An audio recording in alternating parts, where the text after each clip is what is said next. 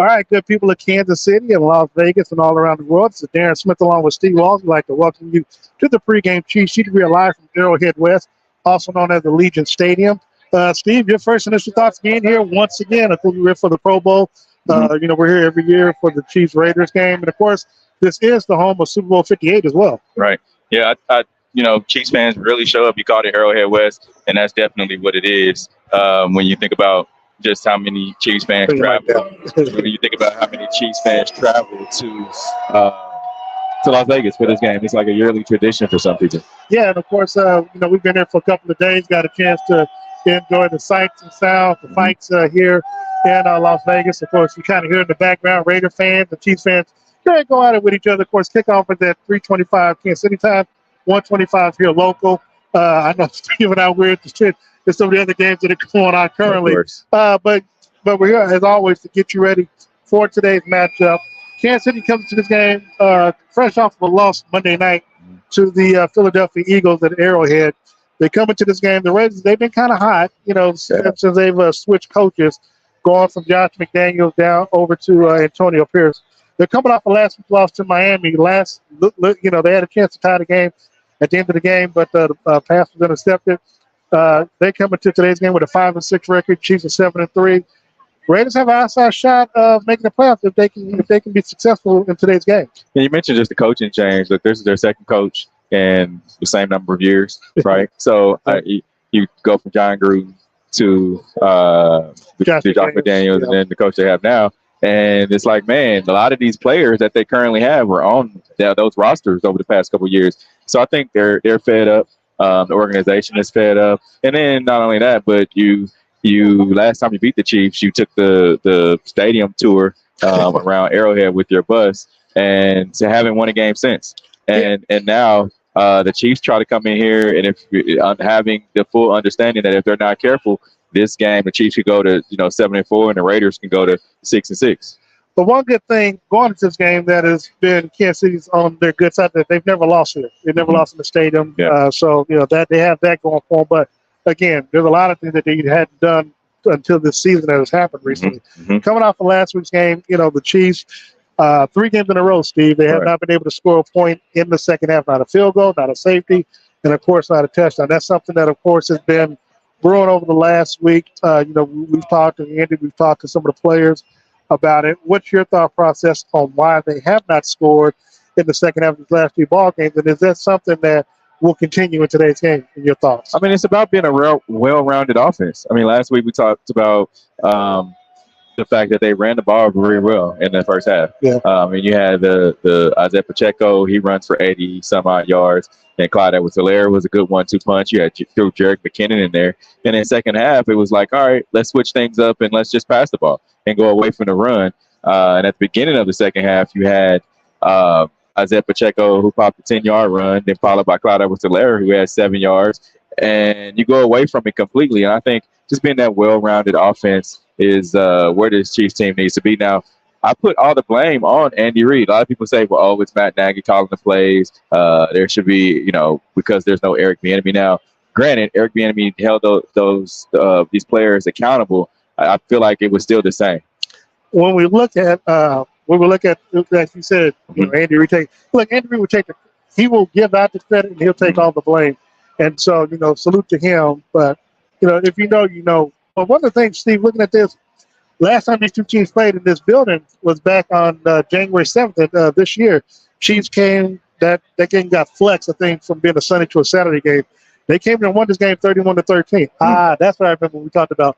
That's when it was when we stayed at the Luxor. It was for that game. Anyway, when we look at this, Steve, seeing this matchup, they've had a quarterback change as well. Jimmy Garoppolo is no longer the starting quarterback. So the Raiders made that quarterback change now. How do you think that is going to play a role? Because, again, the Chiefs would have been able to prepare, properly for Jimmy Garoppolo, but he's, he has not been playing well. Aiden O'Connell is just a rookie.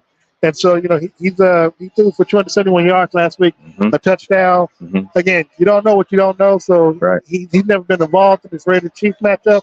So he's going to be more free to play than probably any other quarterback in the past. But here's the thing about that. You still have Steve Spagnuolo on the other side, right? Coaching that defense, and this defense is playing very well. Top three, top two. Yeah, and so Spags is able to do things that Aiden O'Connell hasn't seen. Yeah. Right. I mean, he's going to be doing some of those exotic things where disguising the blitzes. I think he's going to send a Legarius Sneed on the blitz, maybe Trey McDuffie. So that being said, I feel like Aiden McConnell has his work cut out for him today. But here's the thing. And I know we talk about Spags, but one of the things that when they made that switch from Garoppolo to O'Connell, one of the things that Antonio Pierce made sure that he made sure that he let his playmakers know that you are the reason why we're doing this. So expect a lot of Josh Jacobs along with Devontae Adams. Devontae Adams last week had 7 catches, 91 yards, and a touchdown. So I expect them to to continue looking at their playmakers. Now, on the defense side of football, there were reports that Max Crosby was not going to play in this game due to an injury, but it seems as though even though he's listed as doubtful, he's going to try to play in today's game. So that, now I don't know. And that's more so for planning to make sure the Chiefs have to, plan for him.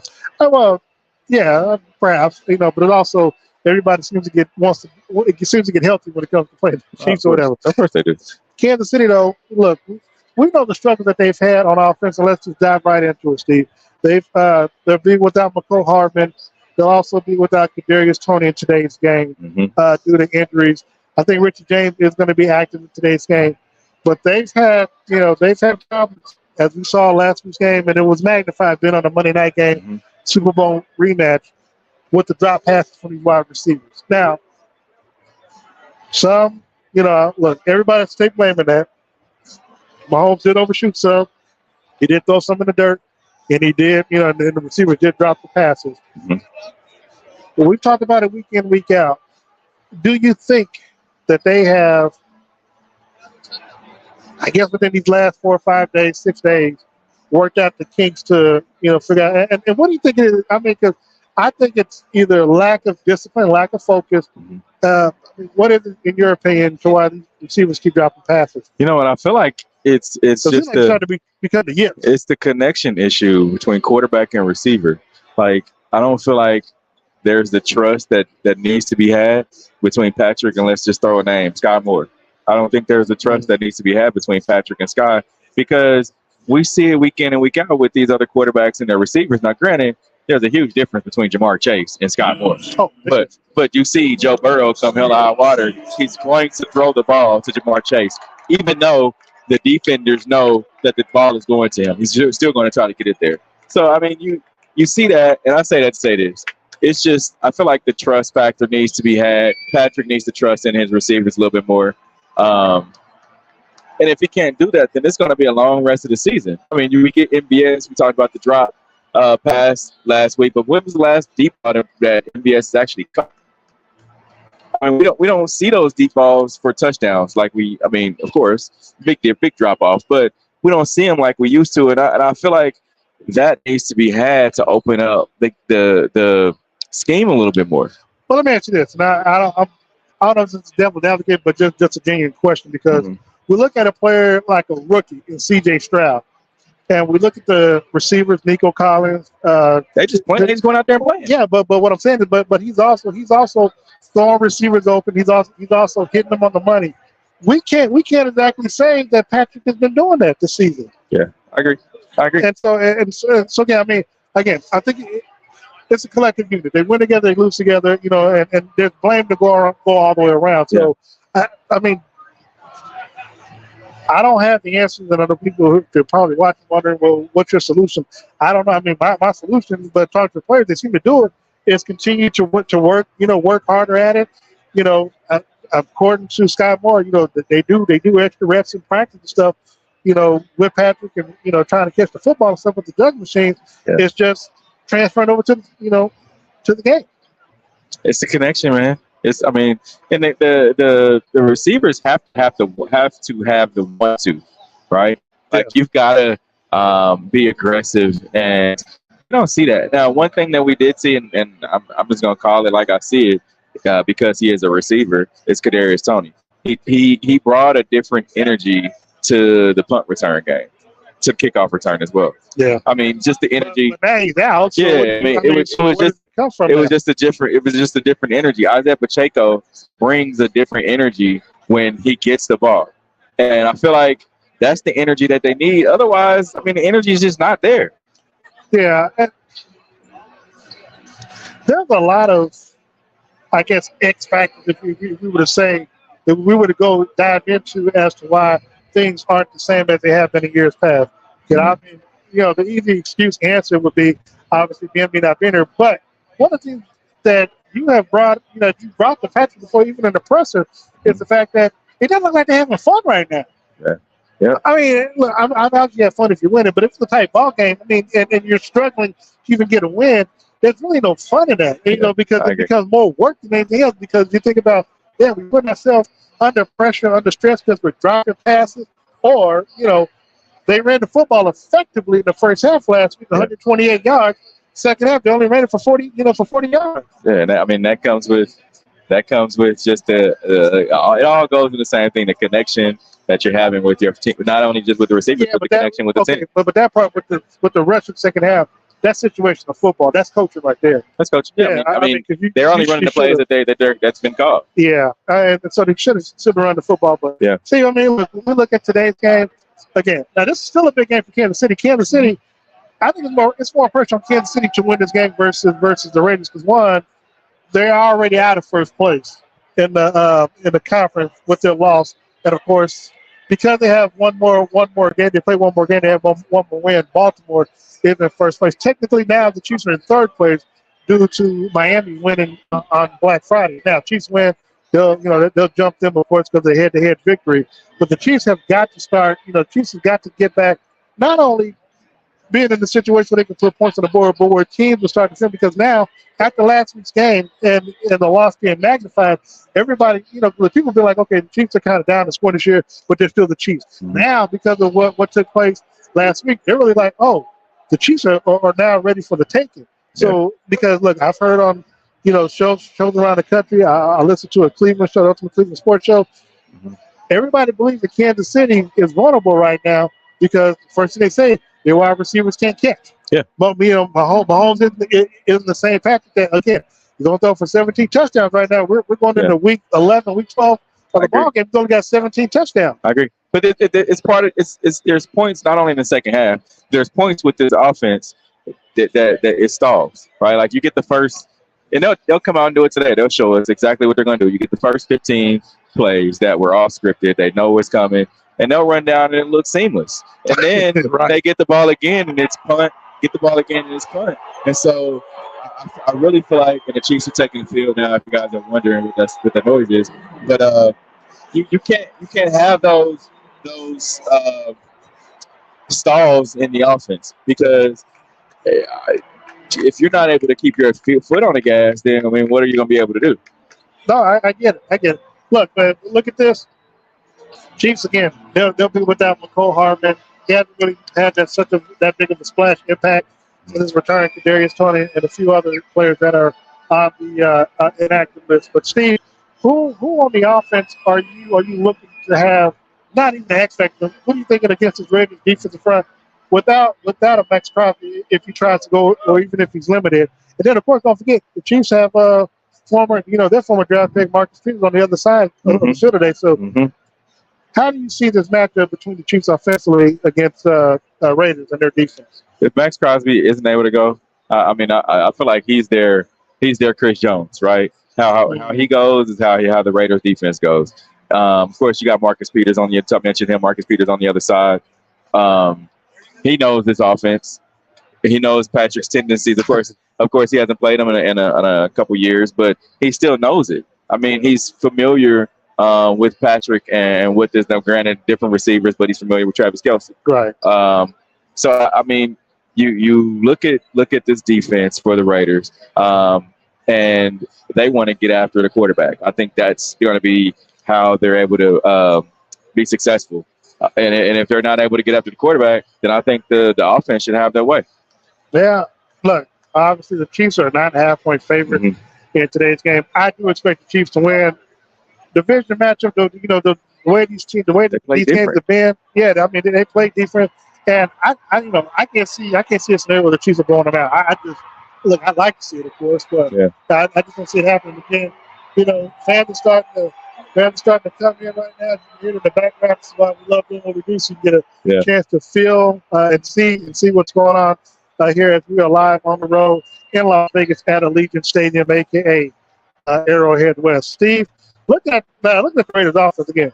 We know what Josh Jacobs can do. He led the league in rushing last year. We know what Devontae Adams can do. He led the league in receiving touchdowns last year. But they have other players to to help them move the football along. You got Hunter Winford, you got Jacoby Myers, Austin Hooper in the tight end. What kind of problems can the Raiders offense do against the Chiefs? Not granted, the Chiefs defense, they've been solid. We've seen what L'Jarius Sneed has done against the number one receivers. I mean, talking to him week in, week out, he's always ready for the challenge. How do you see this offense going up against Steve Spagnuolo's defense? I mean, I think you play them the same way you play the Miami Dolphins. You make somebody else beat you. You take away Devontae Adams, be aggressive with them, and then but Josh Jacobs is a different beast than even remind I mean, he is, but you played him before, so you know what he has to offer. He's not going to do anything that you haven't seen. So I think you have to put, even if you load up the box and you have the one-on-one outside with L'Jarius Sneed and Devontae Adams. I think it's kind of a pick your poison. And right now, I take my chances with L'Jarius Sneed being successful. I mean, I just would, just because of what we've seen over the past few weeks. And you mentioned him, always following and shadowing the number one wide receiver and just being physical. That's his thing. And I don't know if Devontae Adams is a much bigger receiver than some of the other Tyreek Hills and Justin Jeffersons, right? He's much stronger. Receiver. Yeah, of course. He's a whole different breed. He's much stronger, but I feel like you still have played those big receivers. Shoot, you just played one last week and against the Eagles, right? AJ Brown. And AJ Brown. So I just the same type of receiver. Granted, I think Devontae Adams' physical attributes are a little bit better than AJ Brown's. However, I mean, same type of receiver. Yeah. So you've still seen it. Now it's just time to go to work. We look at today's matchup, Steve, and you can say it boils up to now. And Andy Reid is familiar with Antonio Pierce. Again, if it boils down to coaching, I'm a side with Andy Reid. I think at the end of the day, he's not the coach. In today's game in the matchup, but psychologically for this team, man, when they had the lead, they had a 10-point lead. They gave it up last week and route to losing the football game. How important is this game for the Chiefs, especially when you look at the playoff seasons and where they need to be, what they're trying to accomplish, which is of course getting home field advantage? It's very important, man, because you look at this AFC West. You have Denver that's on a roll. I mean, you have this Raiders team by the Chiefs. If the Chiefs come here and the Raiders are able to win, you're going to give them life. You're going to make them think and believe, hey, we beat this team, because you still got to play them again. Yeah, you got to play them again. Yeah. So they could be a spoiler, right? Like they could really play spoiler. You don't want to have it come down to where you're. Because this is what the Chiefs do every year. This is what they do every year. In the past, you lose some games that you're supposed to win, and then it comes down to playoff times, and you're looking for seeding. It ends up being where we need this team to win, we need this team to lose, and right now you're able to control your own destiny. So I don't really feel like you don't want to come in here and take an L today. I mean, this Raiders team, they're used to losing. I mean, really, they are. Yeah. With the fans, I mean, they're showing up now because the team is doing better, and I mean, new coach, new field, and yeah, you just don't want. That's something that you don't want to do, is come in here and take an L. And again, I mean, when you look at these two teams, some people are all about the rivalry, know about the rivalry. I think when you look at Antonio Pierce, he's talked about growing up a Raider, because he's from South Carolina. So he talked about growing up being that Raider life. So he knows about Raider Nation. So I think this matchup is going to mean a lot more to them, because one, he knows about this matchup, and and so he's going to make sure that the players buy into it and they feel it. And I think if the Chiefs, if anything, they need to match the intensity that the Raiders are going to bring. I know it because they're all in with their head coach right now, and I think they're playing for him so he can get this job on a permanent basis. Yeah, I agree. And you mentioned intensity. I don't see why the Chiefs don't, especially coming off of that Eagles loss last week and the way that it happened. I don't see why you don't come out here. You wouldn't come out here with intensity. I mean, you're coming out here where you have to come out here, to me, with a chip on your shoulder. MVS, you got to come out here with a chip on your shoulder. Patrick, you got to come out here with a chip on your shoulder. It's funny, and I'm glad you said that because I was thinking about that. That was going to be probably towards the X Factor part, but I'm glad you said it because when you look at it, I talked about it last week. It's even going to the Monday night game, especially on offensive receivers, to be pissed. Mm-hmm. I mean, seriously, it should be something. And it's hard to really, and I try to explain it to fans online when asked about, how come we don't ask certain questions. I'm like, that just ain't that ain't how you do it, because you do want to kind of, and the thing is, sometimes yes, we actually do close to the side, but I know you hear the noise. Yeah. You know what I'm saying, and that's how, when I talked to Sky about it, Sky did say that they do extra work throughout the week or whatever as it relates to. Again, it just ain't transferring. But it's not. But yeah, it's not transferring to the other. It's not transferring. And that's what I'm getting to when you talk about, I mean,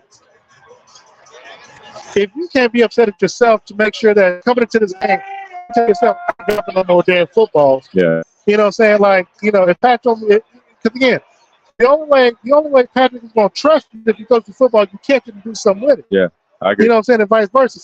So for me, if I'm MBS and the other players, dude, I'm fine. I'm a football to get some separation. I'm gonna get open. If he throws the deep, I'm gonna run. I'm gonna catch it. I mean, and the thing is, I agree. It's just little things. Yeah. It's funny. It's gonna be the little things that lead up to the bigger things that can lead to the team's success. I agree.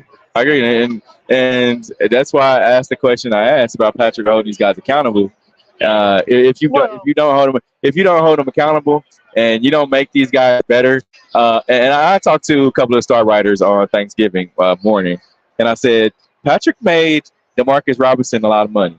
Patrick also made, I don't know if you remember Albert Wilson. Yeah. He went down to Miami. Yeah. He got a new contract. Who made him that money? Patrick Mahomes. I mean, a number of lists goes on. Chris Conley. A lot of these guys that have played with Patrick. So are you telling me that these wide receivers aren't equivalent, or are they below? Now, if they're below, then I think that's another issue that we should be talking about. But I feel like they're at least on the same level, Well, I'm not going to say they're on the same level. My thing is they're not playing as though they are. Yeah. And that's, again, and the thing is, I don't know how much grace buys you because MBS didn't do a whole lot during the regular season. That's true. But he had that big catch, and he had a big game. I'm not going to I think he had 5 catches, 118 yards, and a touchdown in the championship game that helped the team get Super Bowl. So, again, bought some grace. Yeah. In the Super Bowl, Kadarius Toney, Sky Moore, they scored touchdowns. They step up when you want it, when you need them to. At the weirdest time, yes. I mean, so again, no. So fans forget that. No. So I tell people, I said at the end of the day, you don't win a Super Bowl without complaining away. But again, the flip side is, why can't you keep playing? Like for me, parlay on top of that, because here's the thing, we know what MBS salary stuff is, and for the most part, we don't think he's gonna be here next year. I think somebody posted something where Tyreek Hill, his stats for this season is equal or greater to everything to all the receivers in Kansas City right now. Yeah. Again, if you're a prideful person, you should be offended by that, and you should go do something about it. But there's only so much you can do. Catch football. Again, step number 1, catch the football. Yeah. Catch the football. Now, once you get to football, you do whatever comes with me after that. But you at least got to put yourself in position. I always say that what you do, you're putting on film for, if not this team, for the next team. Yeah. So let's just say for the sake of this discussion, MBS is going to be, he might be cutting the offseason. Yeah. They're going to look at what you put on film here this year, because I saw them talking about it on First Take and others this week. They talked about MBS and his drops in Green Bay.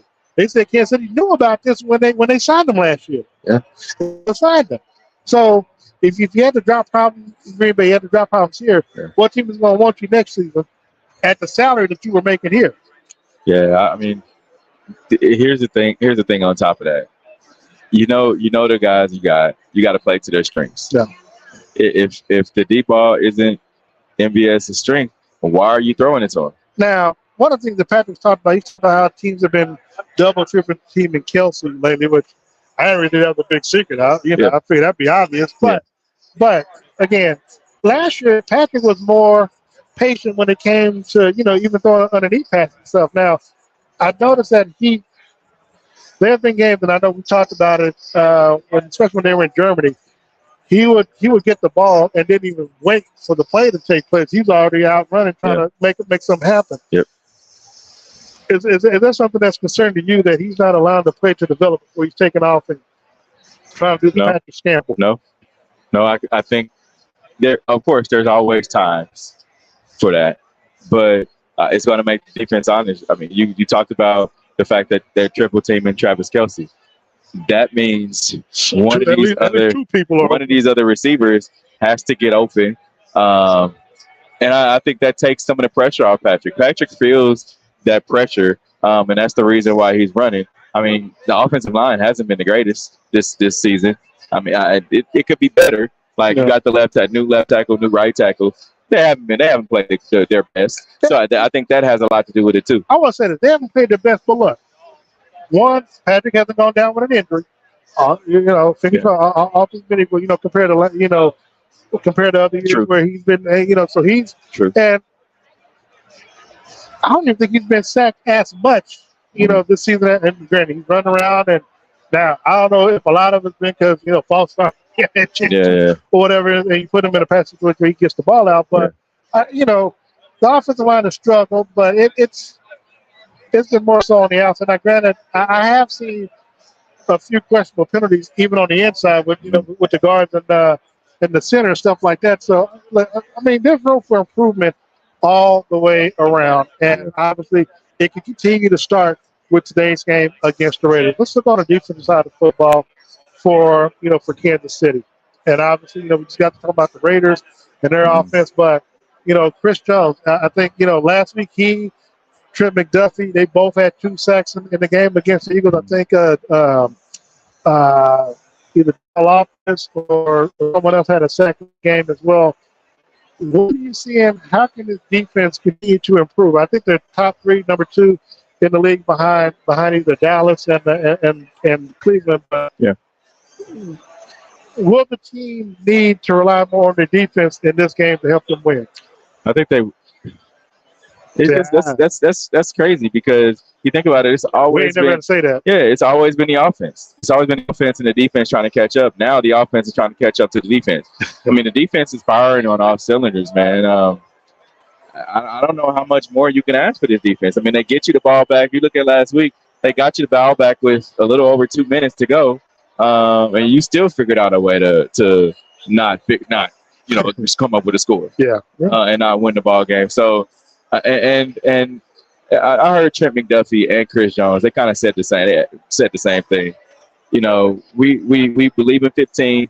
We know all we got to do is just get him the ball back, and he's going to take care of us. But how long does that last? Well, here's the thing.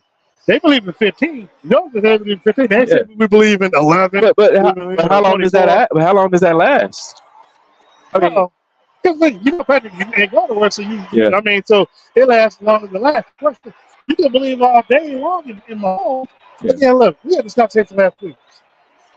Before this season, you didn't care about Mahomes getting the ball with 2 minutes left in the ball game. Yeah. You figured, okay, we're gonna go there, we're gonna walk it down the field. We did, they did it in 13 seconds a few years ago. True. Now it's like, if he gets the ball back in 2 minutes, you don't know if he's gonna throw it, turn over, you're gonna throw the ball out of bounds. If the receiver gets the ball at the goal line and drop it, you don't know what's gonna happen. Yeah, so it's like, you got to me, it feels like, one, you got to put up 21, 28 points in the first quarter or the first half because you don't know what's going to happen in the second half. Yeah. I mean, here's the thing about it. The defense has to continue to improve, but how much more improvement do they need right now? I mean, you getting everything you need. I mean, Trent McDuffie's playing out of his mind. You got L'Jarius Sneed. We talked about him guarding number one wide receiver. Literally, the last 5 years, we've always said if the defense caught up to the offense, woe is the NFL. Yeah. Now the defense has to pass the offense. If we can't get the offense to meet, and like if that would happen, I agree. You know what I'm saying? I mean, they walk into Las Vegas in February and just walk home with the Super Bowl. Yeah, I agree. Definitely. Thank you. Thank you. I agree, man. I definitely agree. All right, let's look at the X factors in the ball game for today's game. Who's the X factor for you offensively for the Chiefs? Offensively, I'm gonna say Patrick Mahomes. I mean, he has to play. He has to be the Mahomes that we're used to, right? You got to, man. We haven't seen it this season yet. I mean, the Chiefs have squandered some wins, and you got to be able to figure out, how. Because look at the game last week. It shouldn't have come down to that. I mean, there was a lot of passes. You even saw a couple of the drop back Patrick did. He didn't find a wide open wide receiver. He went to look long to Travis Kelce when Scott Moore was wide open or Isaiah Pacheco was wide open. So I think it's going to come down to Pat. One thing Pat hasn't been doing, he hasn't been sky. I mean, he hasn't been, to me, I don't think he's been going through his progression because, again, there was the one play, I think it was 4th and 4 or whatever. He looking down the field. 4th and 2, he was looking down the field. When Pacheco ran out the play, that's what I'm talking about. It was wide open. Like, come on, bro. So we need that. So, what about you? X factor for me. So I guess can't be coaching no more, huh? That's I guess can't be coaching no more, huh? Can't do coaching no more. Sorry.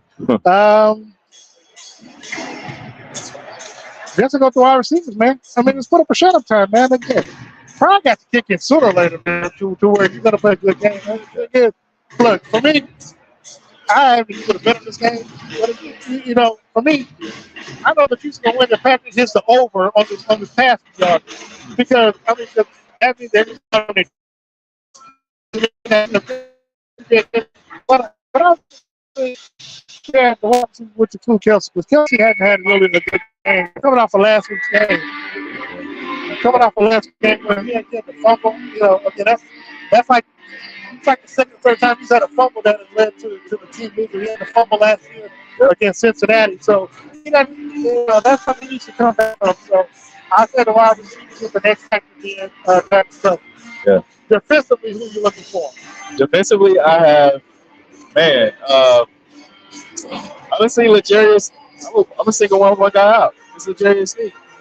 I think how he plays Devontae Adams is gonna be the catalyst for this defense. I'm gonna go with Chris Jones. Okay. I'm saying Chris Jones because he got a rookie quarterback back here. The offensive line has really never, they've been good for years. They have been good lately. And of course, you know you get up the false start, whereas the Chiefs can't do. But if he can get out on that left tackle and get out to the quarterback, pin him down, pin him back again, and nothing else, at least force him to hold the ball with the longest where, you know what I'm saying, it gives someone like Sneed and McDuffie a chance to do some stuff. I like that. I like that as well. I agree. All right, man. Oh man, I think the Chiefs gonna put up a lot of points, man. I got them 31-14. I got them 31-14. Okay. Yep. It's been a while since scored 30-some points. Yep. I agree. I forgot what I said for the radio, so I'm have a little bit more belief in them. So I'm gonna be like you. Okay. I'm gonna go. Man, I think they cover though, man. That's the hard part because 9.5 is 9.5. So I'm gonna go 27-20, Kansas City over the Raiders. Oh, okay. 27-20. No. Nah, I'm gonna say they cover because I think about the scoring defense. Yep. So I go 27-17. Okay. Chiefs win. Okay. Steve, before we get out of there, of course, as always, want to thank our sponsors. Yeah, I appreciate Dillard's. Remember, you can go out there and find a gift. Find a gift for that significant other. Find a gift for yourself. Go out there and, treat yourself something nice. Go out, you can talk to my good friend Heather and the men's department. She'll take care of you. Ask for Jeff. He's the store manager. So go out there. This Dillard's located in Zona Rosa. All right, as always, want to thank Gates Barbecue. Make sure, of course, if you haven't already stopped by there, they've lowered the prices on the ribs. They, this holiday season, they also brought back the turkey legs. I saw you had a turkey, the sweet potato. So they're located at 5 locations across the metro. So make sure you stop by Gates Barbecue. And of course, as always, I'd like to thank Todd White, Todd Suits, and Todd Taylor and Clothing. Todd Clothing and Taylor Suits on a while. You get touched out about that all the time. But I want to thank him as always. Got me styled and dressed and fresh for today for Las Vegas. And of course, they have some Black Friday deals going into Cyber Monday. So, but before we go further, make sure you join Steve and I, along with Sean Tyler and DJ Q, tomorrow night down at Chicken and Pickle for the Red Hour from 6:30 to 7:30. We'll obviously recap today's game and get you ready for next week's game in Green Bay, where the Chiefs take on the Packers on Sunday Night Football. So make sure you follow us on social media at CWallsKC, at Darren Smith NFL. The Steve Walls and Darren Smith will bring you post-game coverage after the game on the field, press conference, and others. Thank you so much for joining us. Go Chiefs. Football fans, you can't spell gate without Gates, and great tailgates start with Gates sauces and seasonings. Named synonymous with mouth-watering tailgates. When you make your list of tailgate essentials, add Gates sauces and seasonings to that list. Spice up your tailgate experience with that unmistakable great taste. Available in 4 tantalizing flavors. Classic, sweet and mild and hot. Find it at your local grocer, and if you don't see it, ask for it. Visit GatesBarbecue.com to purchase any of the great sauces and seasonings. Great tailgates start with Gates.